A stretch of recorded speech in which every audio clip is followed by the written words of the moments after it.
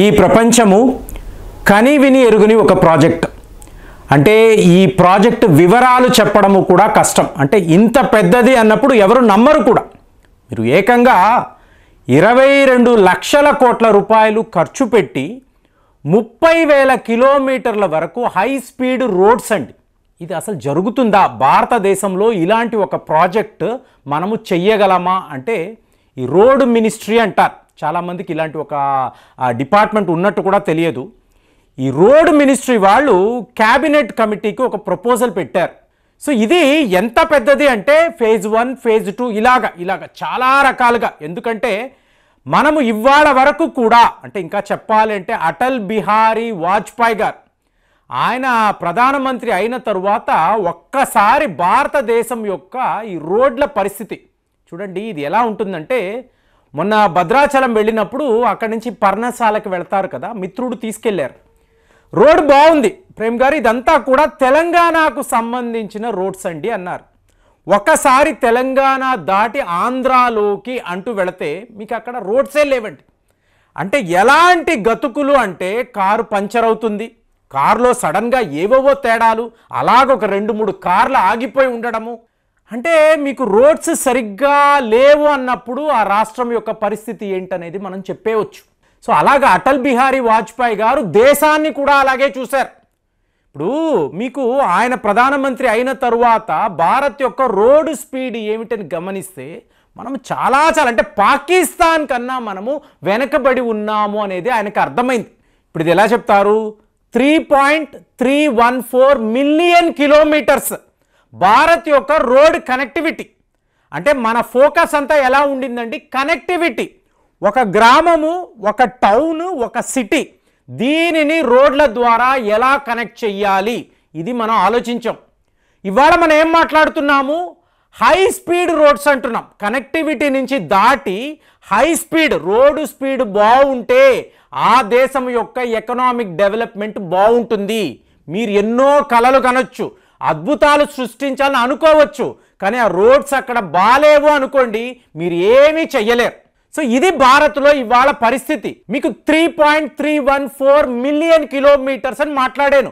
1 million అంటే 10 లక్షలండి.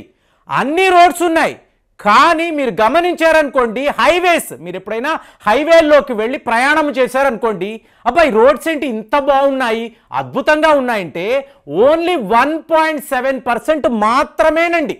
ఇవాళ మనము చూస్తున్న ఈ అద్భుతమైన రోడ్స్ 1.7% మాత్రమే.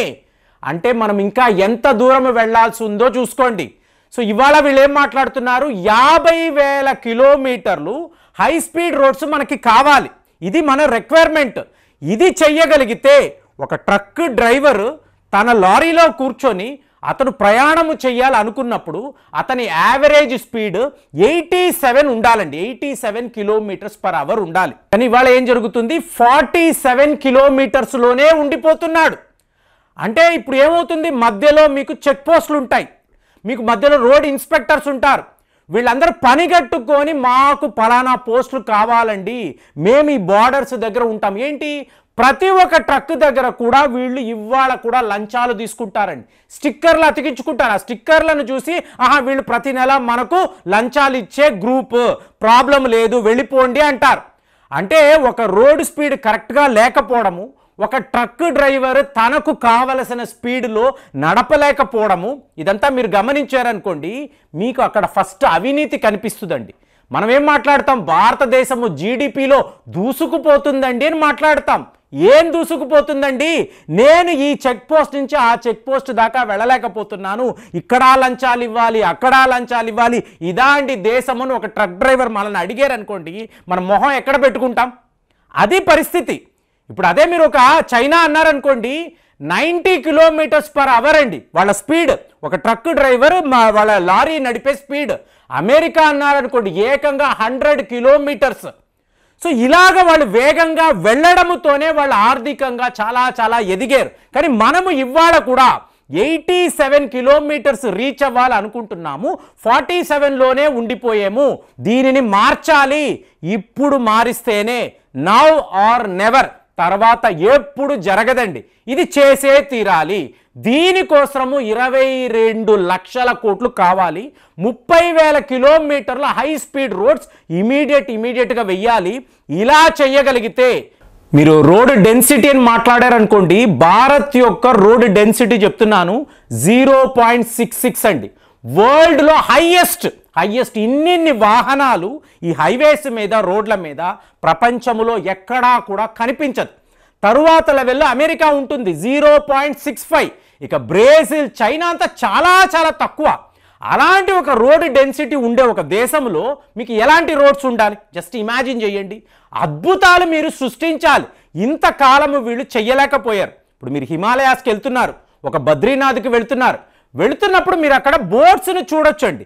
అంటే ఈయన అటల్ బిహారీ వాజ్పేయి గారు ఆ రోజుల్లో, నేను ఎప్పుడు చెప్తున్నాను, 1998లో ఆయన ఊహించాడు, అయ్యో ఇవన్నీ గ్రామాలు, ఈ గ్రామాల దాకా వెళ్ళడానికి రోడ్లు లేవు కదా, ఈ ప్రజలు ఇంతంత మోసుకుంటూ అలా నడుచుకుంటూ ఆ కొండల మీద వెళ్తున్నారు కదా, మీకు బోట్స్ కనిపిస్తాయండి. అప్పుడు ఆలోచించాలి, అసలు ఇతను ఎంత ఊహ ఉంది అంటే ఎంతలాగా ఆలోచిస్తున్నాడు. రోడ్లు లేని ఒక నగరాన్ని, ఇప్పుడు ఇంకా చెప్పాలంటే ఇప్పుడు చూడండి, మీకు ఈ బీఆర్ఎస్ యొక్క మంత్రి కేటీఆర్ గారు ఉంటారు.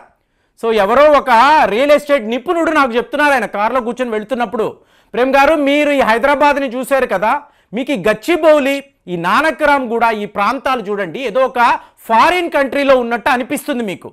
ఇది ఎందుకు వీళ్ళు ఇలా తయారు చేశారంటే, కేటీఆర్ గారు ఒక ఫారిన్ డెలిగేషను లేదా ఆయనకు బాగా తెలిసిన ఫ్రెండ్స్ వచ్చినప్పుడు మా హైదరాబాద్ని మీకు చూపిస్తానని చెప్పి నేరుగా ఈ సస్పెన్షన్ బ్రిడ్జ్ దగ్గరికి తీసుకొచ్చి ఇక్కడ నుంచి వ్యూ చూడండి, హైదరాబాద్ ఎంత అందంగా ఉందో చూడండి, ఎంతెంత పెద్ద స్కై స్క్రేపర్స్ ఉన్నాయో చూడండి అంటే, దీనికి ఫండమెంటల్గా ఏం కావాలండి? ఔటర్ రింగ్ రోడ్ అనబడే రోడ్. మీరు రోడ్ బాగాలేదు, పెద్ద బిల్డింగ్స్ ఉన్నాయి, ఏంటి ఉపయోగము? ఏ ఉపయోగము లేదు. కానీ ఈయన ఏంటంటే దాన్ని ప్రొజెక్షన్గా చూపించి ఎంతో పెద్ద లెవెల్లో ఇన్వెస్ట్మెంట్స్ తీసుకొచ్చేవాడు అని చెప్పి మాట్లాడుతున్నాం. మరి కేటీఆర్ గారి వీడియో చూస్తే ఆయన చెప్పాలి ఇది నిజమా లేకపోతే ఈ రియల్ ఎస్టేట్ నిపుణుడు చెప్తున్నది ఊహాగానమా, వీ డోంట్ నో. కానీ మీరు నిజాన్ని చూసారనుకోండి, లిటరల్గా అక్కడ అంతంత పెద్ద స్కై స్క్రేపర్స్ ఉన్నాయి కదా. సో వీళ్ళు ఇలా కళ్ళబొల్లి కబుర్లు చెప్పలేరు కదా. దానికి మీరు ఫండమెంటల్గా హైదరాబాద్ యొక్క కనెక్టివిటీ, అంటే ఒక మేజర్ సిటీ కాబట్టి హైదరాబాద్ గురించి మాట్లాడుతున్నాను. ఒక ముంబై అనండి, ఢిల్లీ అనండి, అలాగే మీరు చెన్నై అనండి. చెన్నైలో మొన్న ఉన్నాను. మీకు ఒక ప్రాంతం నుంచి ఇంకొక ప్రాంతానికి వెళ్ళాలి అంటే మీకు లిటరల్గా నరకాన్ని చూపిస్తున్నారండి. 2 గంటల సేపు 3 గంటల సేపు మీరు రోడ్ల మీద ఆగిపోతారు. ఇంకా హైదరాబాదులో ఆ పరిస్థితి రాలేదు. అంటే రోడ్స్ బాగుంటే మీ నగరము బాగుంటుంది, మీ నగరము బాగుంటే మీ దేశము బాగుంటుందన్న ఒక ఫండమెంటల్ ట్రూత్ మనం ఇవాళ మాట్లాడుకుంటున్నాం. దీని గురించే వీళ్ళు 22 lakhs of crores 30,000 kilometres high speed roads కావాలి అని చెప్పి డిమాండ్ చేస్తున్నారు. క్యాబినెట్కి చెప్తున్నారు ఫేజ్ 1లో మనం దీన్ని పూర్తి చేద్దామండి, ఎట్టి పరిస్థితుల్లో ఇది చేసి చూపిద్దామండి. దీనివల్ల ఏం జరుగుతుంది అంటే చెప్తున్నాను కదండి, ఎకనామిక్ డెవలప్మెంట్ అని మాట్లాడాలి అంటే మీకు ట్రక్కులండి. 73% ట్రాన్స్పోర్టేషన్ లాజిస్టిక్స్ అనేది త్రూ లారీలు హైవేల మార్గములోనే జరుగుతూ ఉంటుంది. దీన్ని గమనించాలి. 23% మాత్రమే మనము రైల్వేస్ని వాడతాం. కాబట్టే ఇవాళ రోడ్ మినిస్ట్రీ ఇలాంటి ఒక ప్రపోజల్ క్యాబినెట్కు పెట్టింది. ఒకవేళ అప్రూవల్ అయ్యి ఫేజ్ 1 స్టార్ట్ అయిందనుకోండి, ఇవాళ మనం మాట్లాడుతున్న ఈ విషయాలంతా కూడా రియాలిటీగా అయ్యి ఏ అమెరికానో చైనానో కాదు, ఒక్కసారి భారత్లోకి వెళ్ళి రోడ్స్ చూడండి. జర్మనీ వాళ్ళు చూశారు మొన్న, అబ్బా హైదరాబాద్ ఇంత అద్భుతంగా ఉంది అనుకున్నారు. వాళ్ళకన్నా మించిన రోడ్స్, వాళ్ళకన్నా మించిన ఇన్ఫ్రాస్ట్రక్చర్ మన దేశంలో రావాలి అని మనం అందరం కోరుకోవాలి. మరి ఈ వీడియో మీద అసలు మీ స్పందన ఎలా ఉందో తెలియజేయండి. మళ్ళీ వచ్చే వీడియోలో కలుద్దాం. జై హింద్.